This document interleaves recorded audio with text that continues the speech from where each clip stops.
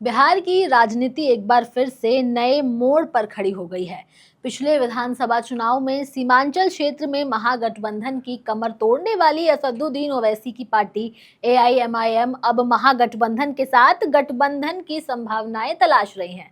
ये खबर चौंकाने वाली जरूर है, मगर उतनी ही संभावनाओं से भरी हुई है। एआईएमआईएम के प्रदेश अध्यक्ष अख्तरुल इमान ने एक निजी चैनल से बातचीत करते हुए इसकी पुष्टि की है और कहा है कि सांप्रदायिक ताकतों को सत्ता से दूर रखने के लिए एक बड़ा गठबंधन जरूरी है। उन्होंने साफ कर दिया है कि पार्टी इस दिशा में राजद और कांग्रेस से संवाद में है। हालांकि आखिरी फैसला उन पार्टियों को ही लेना है। ऐसे में सवाल ये है कि एआईएमआईएम गठबंधन में क्यों शामिल होना चाहती है? क्या वो बीजेपी की बी टीम का टैग अपने ऊपर से हटाना चाहती है?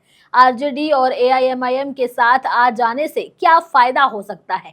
कांग्रेस पर इसका क्या असर पड़ सकता है? इन तमाम सवालों के जवाब जानेंगे, मगर विस्तार से। लेकिन उससे पहले आप हमारे चैनल द हिंदी टॉप को सब्सक्राइब कर लें, बेल आइकन दबाना ना भूलें ताकि आप तक पहुंचे हर खबर सबसे पहले। बिहार का सीमांचल क्षेत्र, जिसमें किशनगंज, अररिया, पूर्णिया और कटिहार जैसे जिले आते हैं, यहाँ मुस्लिम आबादी 40% से अधिक है और इसी वजह से ये इलाका हर बार चुनावी रणनीति का केंद्र बन जाता है। 2020 के चुनाव में एआईएमआईएम ने यहीं से अपनी पकड़ मजबूत की थी। पार्टी ने कुल 20 सीटों पर चुनाव लड़ा था और 5 सीटें जीतकर सबको चौंका दिया था। इन नतीजों ने एक तरफ ओवैसी को सीमांचल में किंग मेकर बना दिया, वहीं दूसरी तरफ राजद और कांग्रेस को बड़ा नुकसान भी पहुंचाया। खासकर कांग्रेस के लिए ये चुनाव करारी शिकस्त वाला साबित हुआ, जिससे सीमांचल में बड़ी उम्मीदें थी। लेकिन जैसा अक्सर होता आया है, राजनीति में स्थायी होना एक वहम जैसा है। 2020 के बाद ओवैसी को जिस मजबूती की उम्मीद थी, वो जल्द ही टूट गई। पार्टी के 5 में से 4 विधायक धीरे धीरे राजद में शामिल हो गए। केवल अख्तरुल इमान ही बचे थे और वो भी पार्टी के अध्यक्ष बने रहे। इस टूट फूट में एआईएमआईएम की बिहार इकाई कमजोर पड़ी, लेकिन ओवैसी की महत्वाकांक्षा कमजोर नहीं हुई।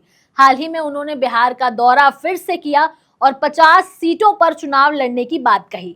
लेकिन अब जब गठबंधन की सुगबुगाहट तेज हो गई है, तो एआईएमआईएम ये मान रही है कि अगर गठबंधन बनता है तो वो कम सीटों पर भी चुनाव लड़ने को तैयार है, बशर्ते सांप्रदायिक ताकतों को सत्ता से बाहर रखने का साझा मकसद हासिल हो सके।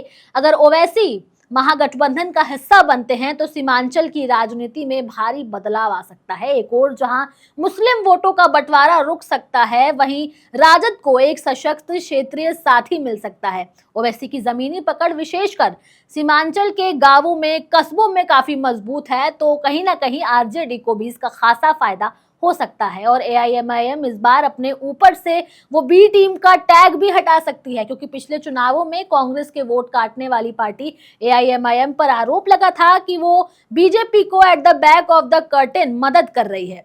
उसने कांग्रेस का वोट काटा और बीजेपी को फायदा हुआ इससे।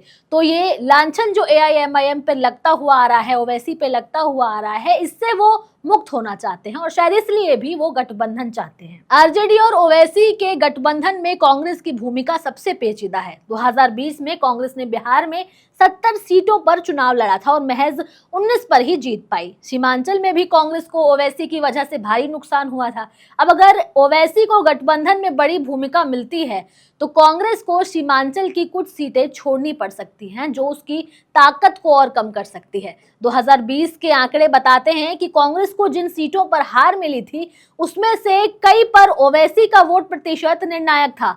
इस बार कांग्रेस के लिए खतरा यह है कि अगर एआईएमआईएम को 8 से 10 सीटें दी जाती हैं तो सीमांचल से कांग्रेस लगभग बाहर हो जाएगी। अब कहीं ना कहीं ये सवाल भी अहम है कि पिछली बार की नाराजगी को भी देखते हुए ओवैसी फिर क्यों साथ आना चाहते हैं।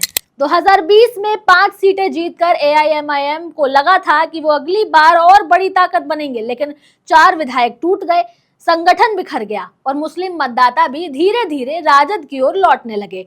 एआईएमआईएम को तभी से ये एहसास हुआ कि अकेले चुनाव लड़ना नुकसानदेह है। ओवैसी और उनकी पार्टी की ओर से हरी झंडी मिल गई है, लेकिन अब गेंद राजद और कांग्रेस के पाले में है। राजद के लिए ये रणनीतिक अवसर है, जबकि कांग्रेस के लिए ये एक मुश्किल फैसला है। अख्तरुल इमान तो साफ कह चुके हैं कि हमने पहल कर दी है, अब फैसला राजद और कांग्रेस को करना होगा। तो कुल मिलाकर ये भी देखना खास होगा कि आने वाले समय में राजद और कांग्रेस क्या फैसला लेती हैं। क्या ओवैसी भी गठबंधन का हिस्सा होंगे या फिर नहीं? अब आप लोगों का क्या कहना है, आप हमें कमेंट करके जरूर बताइए। आपके जवाब का हमें इंतजार रहेगा। मैं आपके साथ तनु चतुर्वेदी, कैमरे के उस पार मेरा साथ दे रहे थे मेरे साथी शिव कुमार। ऐसी और तमाम खबरों के लिए सब्सक्राइब करें हमारे चैनल द हिंदी टॉप को। साथ ही हमें एक्स यानी ट्विटर, फेसबुक और इंस्टाग्राम पर भी फॉलो करें।